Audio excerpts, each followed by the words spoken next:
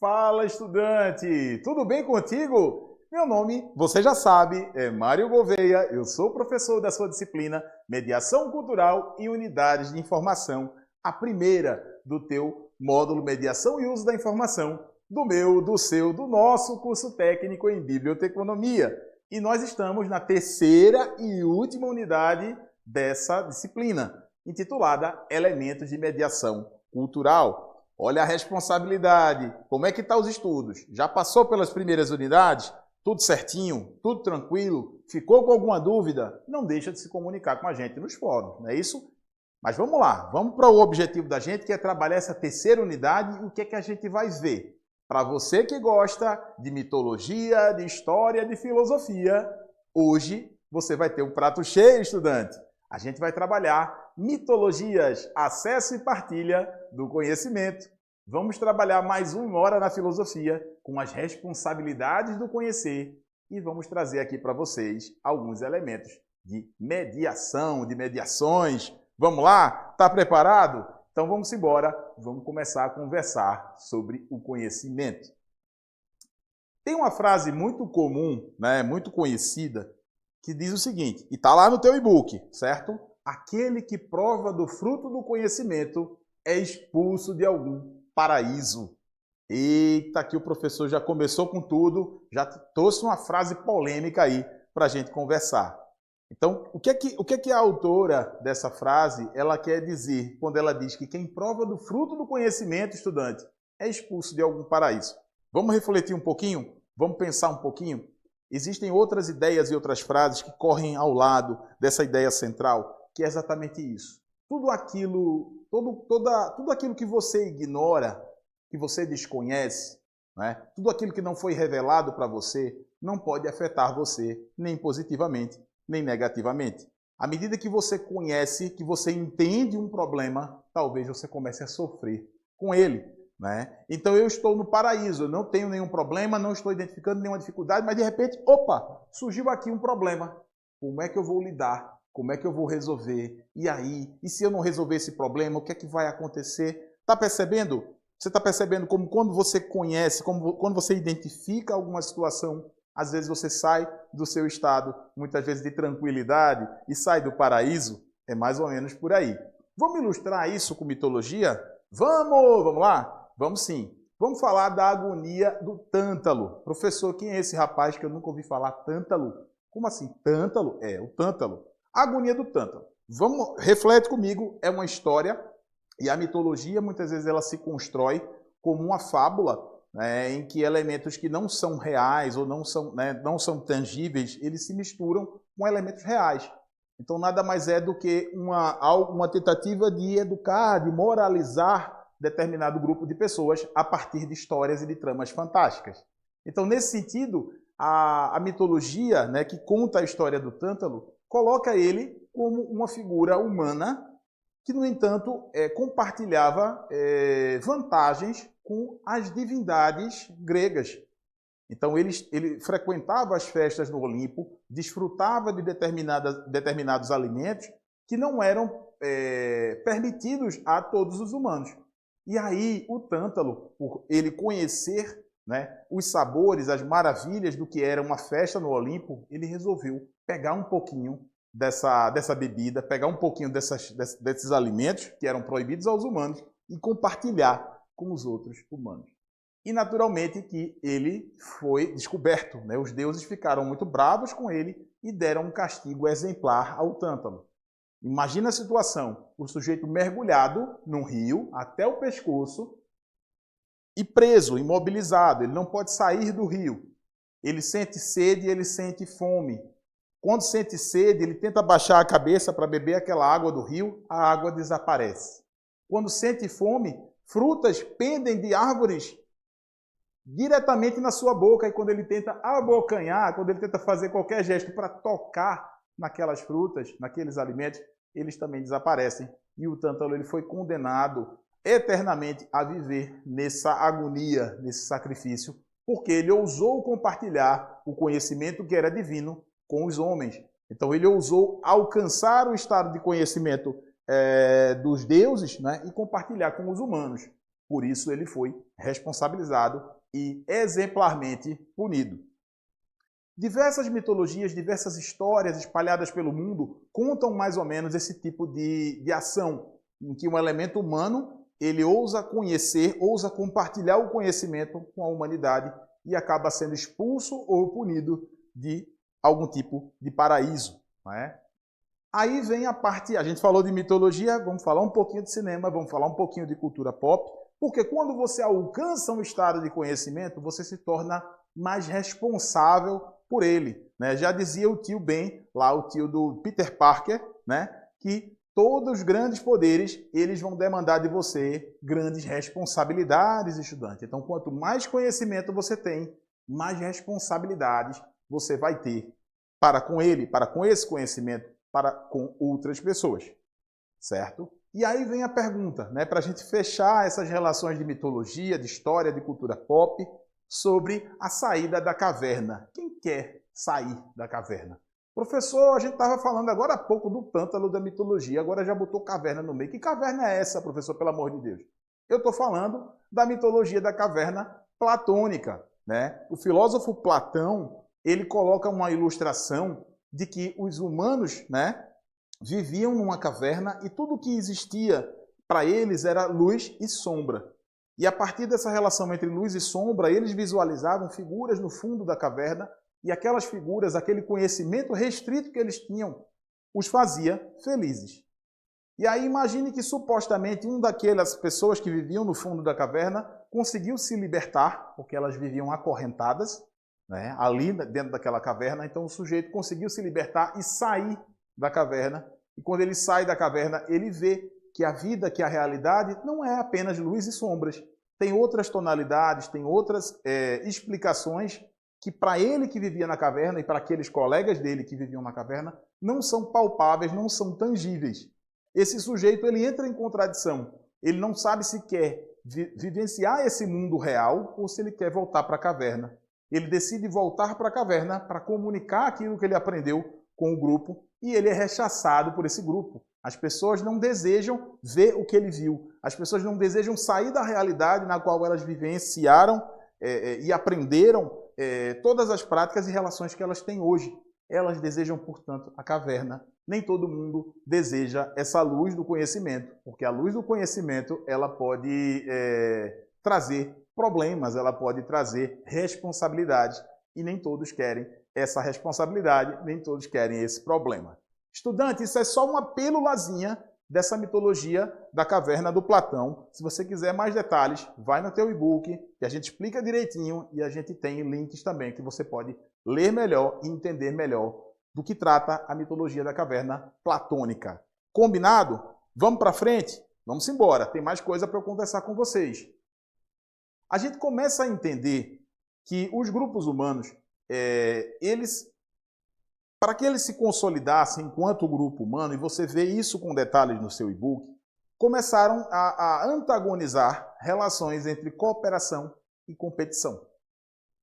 Para que os humanos pudessem superar todas as dificuldades impostas por um meio hostil, impostas por predadores como animais maiores, foi preciso em algum momento histórico que esses grupos se reunissem, que eles partilhassem de boas práticas, que eles partilhassem de experiências exitosas da caça, da autodefesa, e viviam, então, grupos humanos, durante um bom tempo, viveram a partir de relações de cooperação. Chega um determinado momento, uma determinada situação, em que a oferta de alimento ela é menor do que a quantidade de pessoas. Esses grupos eles se dissolvem, as relações de competição elas aumentam, e, naturalmente, há os primeiros enfrentamentos. A gente está falando da aventura da história humana na Terra, mas se a gente for para a literatura machadiana, né, em que no Quincas Borba é apresentado uma relação semelhante à que eu estou tratando, ele vai dizer, lá, o Quincas Borba vai dizer que quando duas tribos se enfrentam, né, por uma quantidade de batatas restrita que aquele meio pode oferecer, O vencedor vai ficar com as batatas. O vencedor vai ficar com o alimento. O vencedor vai ser aquele que vai deter o conhecimento, o poder e a história. E é ele quem vai contar as histórias, é ele quem vai censurar as outras histórias.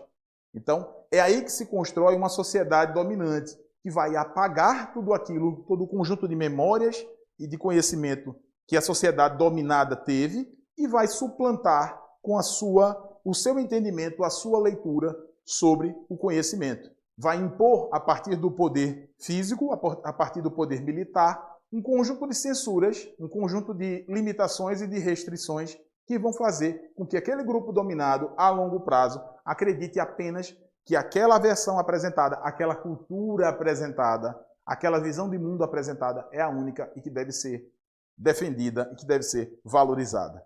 E aí o que é que se faz? Se sabe que existem outras culturas, você aprendeu isso na sua primeira videoaula, como é que a gente enfrenta, muitas vezes, um poder constituído, socialmente construído, inclusive, que vai dizer o que é cultura, o que não é cultura, o que é arte, o que não é arte, o que é conhecimento e história e o que não é conhecimento e nem história. O que é que a gente faz? Como a gente lida com isso? Para nos ajudar a entender como é que a gente pode buscar a superação desse estado de coisas, o Paulo Freire ele traz essa seguinte frase. Está na tela, vamos ler. Ninguém aprende sozinho e ninguém educa ninguém. As pessoas se educam mutuamente à medida em que são mediatizadas pelo mundo. Olha que frase, né? A gente podia ter escolhido muitas outras frases do Paulo Freire, mas essa ela dialoga exatamente com os elementos da mediação cultural, com que a gente está vendo e a gente vai ver mais adiante, estudante. Porque o que o Paulo Freire está dizendo é que ninguém, absolutamente ninguém, aprende sozinho. As pessoas aprendem à medida em que elas se educam juntas, mutuamente. Mas enquanto essa educação partilhada ela acontece, nós também somos mediatizados pelo mundo. Nós também recebemos influências culturais, influências históricas, que vêm dessas relações de centro, né, em antagonização às relações de periferia, que a gente tratou na nossa primeira videoaula. Então, quando Paulo Freire afirma que o mundo mediatiza as pessoas, o que ele está querendo dizer com isso? Ele está querendo dizer que a nossa realidade, a nossa sociedade, a gente aprende com os grupos sociais do qual fazemos parte e entendemos que existe um fenômeno maior hoje em dia, né, que já vem acontecendo há pelo menos uns 20 anos, um pouco mais, né, que é o fenômeno da globalização. A proposta da globalização, ou como Milton Santos dizia, a perspectiva de fábula, né, aquela coisa que não se entende direito, mas que se vende como globalização, é uma ideia de mistura de culturas, de intercâmbio cultural. Né? Mas o que acontece na prática, a globalização perversa, ainda utilizando as palavras do professor Milton Santos, é que as culturas locais elas vão ter um enfrentamento com culturas globais. Essas culturas globais elas são financiadas muito facilmente, elas entram, elas nos chegam a partir das nossas redes sociais, a partir da televisão, a partir do rádio. Muitas vezes o que chega é exatamente essa cultura global, é exatamente esse gosto pela música internacional, esse gosto por um alimento que está longe e fora do nosso cotidiano, e muitas vezes isso não tem problema nenhum. O grande problema é quando essas culturas externas, essas culturas globais, elas suplantam a cultura local. Elas fazem com que a gente não consiga visualizar criticamente a nossa realidade, o nosso cotidiano. Esse é o grande problema. E como é que a gente enfrenta essa globalização perversa? Como é que a gente enfrenta essa doutrinação que faz com que a gente só veja aquilo que os grupos dominantes querem que sejam vistos? É quando a gente nega essa realidade e a gente apresenta elementos de mediação cultural como forma de resistência. Está acompanhando? Dá uma respirada, segura, porque agora você está saindo da caverna e agora a gente vai conversar sobre como se faz essa mediação cultural como elemento de resistência. Vamos lá? Tudo certinho? Vamos embora? Então dá uma olhada nesse texto, tá? A biblioteca deve se apresentar para a comunidade como um centro cultural que oferece acesso e bens culturais e ainda atua em sua mediação, tornando-os acessíveis a diferentes públicos. O bibliotecário, por sua vez, tem o potencial de atuar como mediador social, ativo e transformador, promovendo a inclusão, o acesso à informação e a participação cultural da comunidade. Se é verdade que o Brasil foi inventado de cima para baixo, autoritariamente, a partir das narrativas dos vencedores, isto é, dos donos do poder, é preciso que se multipliquem iniciativas de mediação cultural, cujos produtos sejam capazes de reinventar esse Brasil sob óticas e narrativas de vivências múltiplas de nosso povo.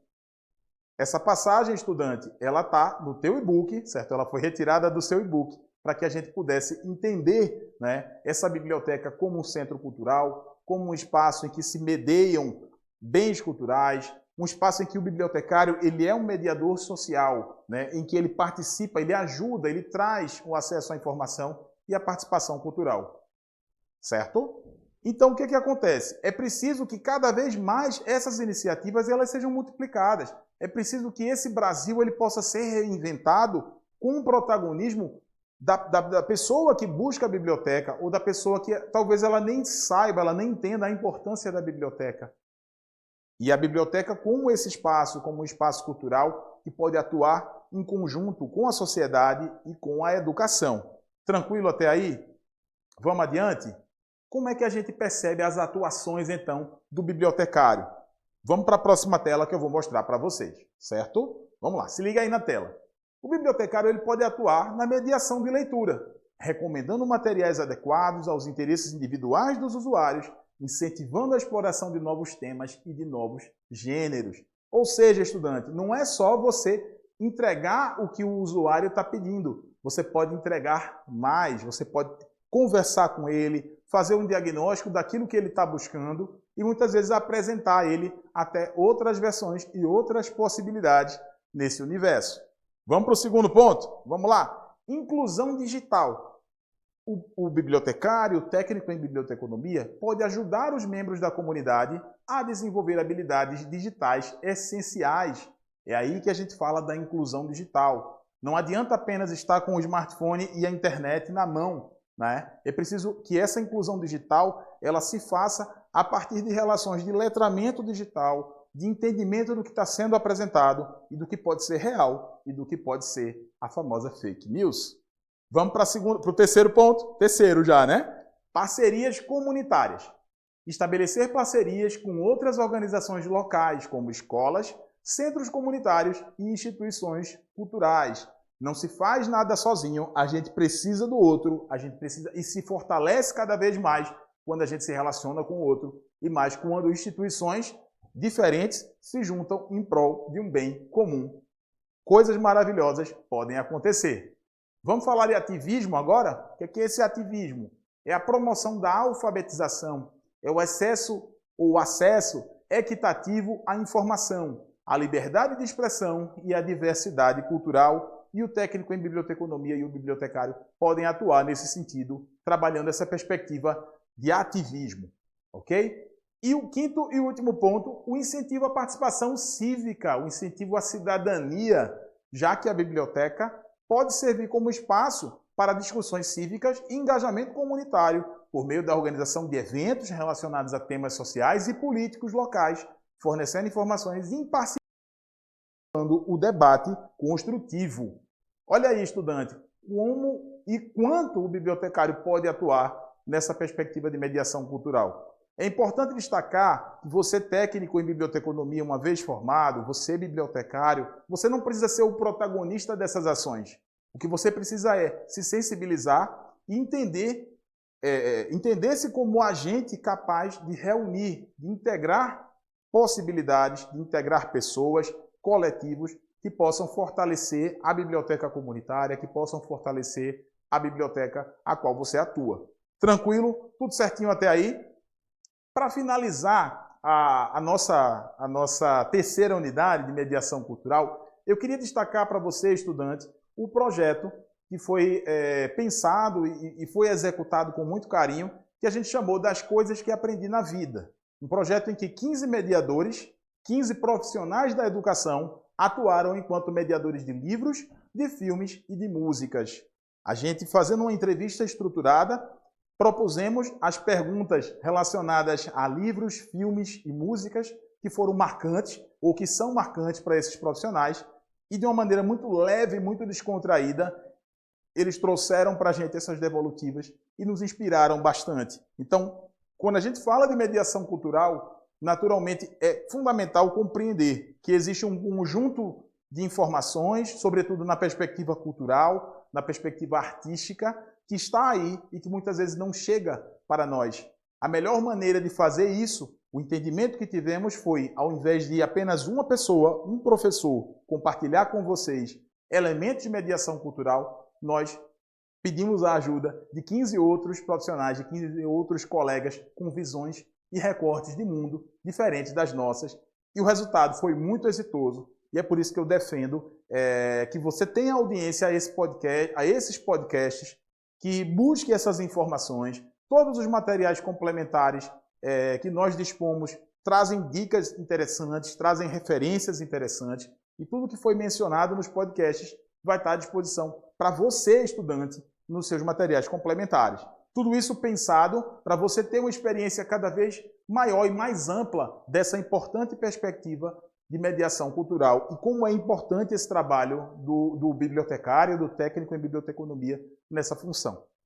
Então, para finalizar, o que eu quero dizer para você, continua lendo o teu e-book, não deixa de assistir, de ouvir os podcasts. Os materiais complementares também estão muito bem feitos. Não é porque a gente fez, não, mas está tudo feito com muito carinho e certamente vai reforçar ainda mais o teu aprendizado, certo? E não deixa de fazer as atividades, seja no polo, sejam as atividades semanais, porque assim você vai ter uma formação cada vez mais robusta, cada vez mais relevante para aquilo que você precisa. Ok, estudante? Muito obrigado pela audiência. A gente se vê. Até mais!